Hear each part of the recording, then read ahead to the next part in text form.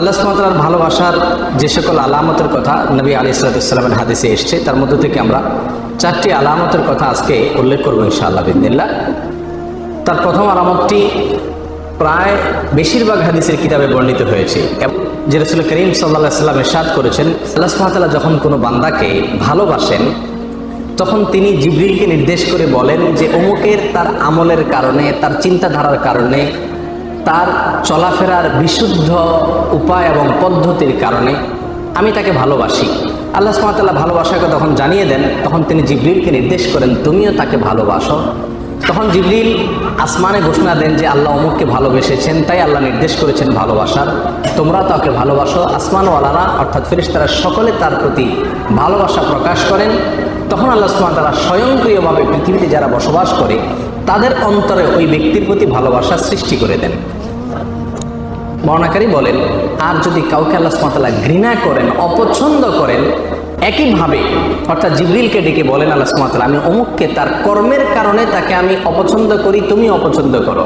আসমানওয়ালারা অপছন্দ করে, তারপরে জমিনওয়ালা বা পৃথিবীবাসীও তাকে অপছন্দ করতে থাকে। এই হাদিস থেকে বোঝা গেল আল্লাহ সুবহানাহু ওয়া তাআলা যখন কাউকে ভালোবাসেন তার একটা আলামত হলো যে পৃথিবীতে বেশিরভাগ মানুষ বা সচরাচর তাকে যারা চিনে জানে তাদের সকলের ভালোবাসা তার প্রতি আল্লাহ সুবহানাহু ওয়া তাআলা সৃষ্টি করে দেন।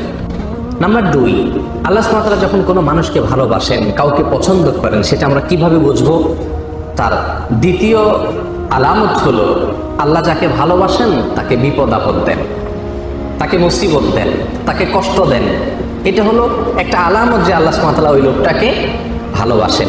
এ বিষয়ে সুনানে তিরমিজির এক হাদিসে আসছে, রাসূল আকরাম সাল্লাল্লাহু আলাইহি ওয়াসাল্লাম ইরশাদ করেছেন, ওয়া ইন্নাল্লাহা ইযা আহাব্বা কওমান ইবতালাহুম, আর যখন আল্লাহ সুবহানাহু ওয়া তাআলা কোনো মানুষকে, কোনো জাতিকে ভালোবাসেন তখন তাদের পরীক্ষা নেন, তাদেরকে মুসিবত দেন, কষ্ট দেন, রোগে শোকে অসুবিধায় ফেলে নানাভাবে আল্লাহ সুবহানাহু ওয়া তাআলা তাদেরকে পরীক্ষা করেন। এই যে বিপদ আপদে ফেলে দেওয়া, এটা কিন্তু আল্লাহ সুবহানাহু ওয়া তাআলার ভালোবাসার একটি আলামত। ফামান রাদিয়া ফালাহুর রিদা ওয়া মান সাখাতা ফালাহুস সাখত, আল্লাহর এই দেওয়া পরীক্ষায় কষ্টে যে ব্যক্তি সন্তুষ্ট হয়ে যায়, আল্লাহর ফয়সালাকে মেনে নেয়, ফালাহুর রিদা, তার জন্য আল্লাহর সন্তুষ্টি অবধারিত হয়ে যায়।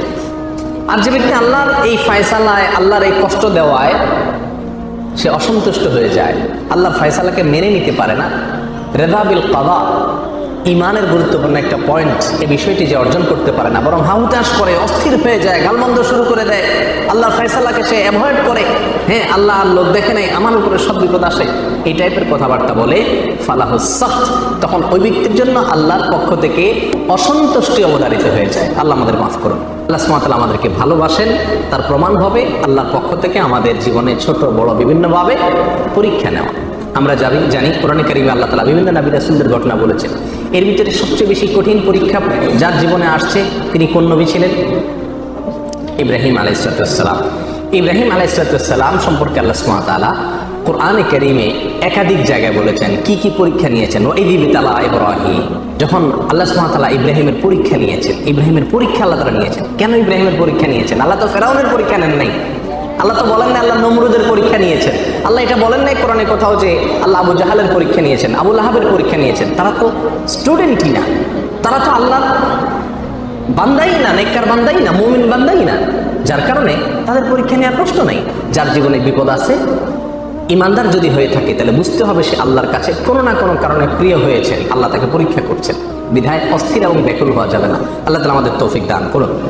তাহলে দ্বিতীয় আলামতটি আমরা পেলাম আল্লাহর ভালোবাসা। তৃতীয়, আল্লাহ যখন আমাদের কাউকে ভালোবাসেন তার আলামত কি?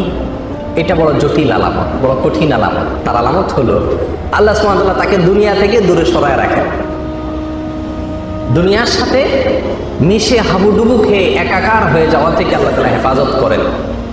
আমাদের অনেকে আমরা দুনিয়া চাই, পদ পদবি, অর্থ কড়ি, প্রভাব প্রতিপত্তি, কেনা চাই, আমরা সবাই চাই এগুলা, কিন্তু আল্লাহ সুবহানাহু ওয়া তাআলা কিছু মানুষকে ভালোবেসে এগুলো থেকে দূরে সরায় রাখেন। সে চাইলেও ব্যাটে বলে হয় না।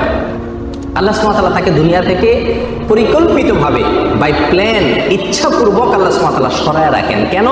তার জন্য ওই জায়গায় গেলে ক্ষতি হবে।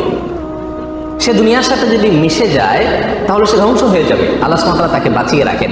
এই প্রসঙ্গে সহিহ ইবনে হিব্বান, মুস্তাদরাক হাকিম, সুনানে তিরমিজি অনেকগুলো হাদিসের কিতাবে হাদিসটি বর্ণিত হয়েছে। রাসূল আকরাম সাল্লাল্লাহু আলাইহি ওয়াসাল্লাম বলেছেন, ইন্নাল্লাহা ইযা আহাব্বা আবদান হামাহুদ দুনিয়া কামা ইয়াহমি আহাদুকুম মারিদাহু আল মা লিয়াশফিয়া।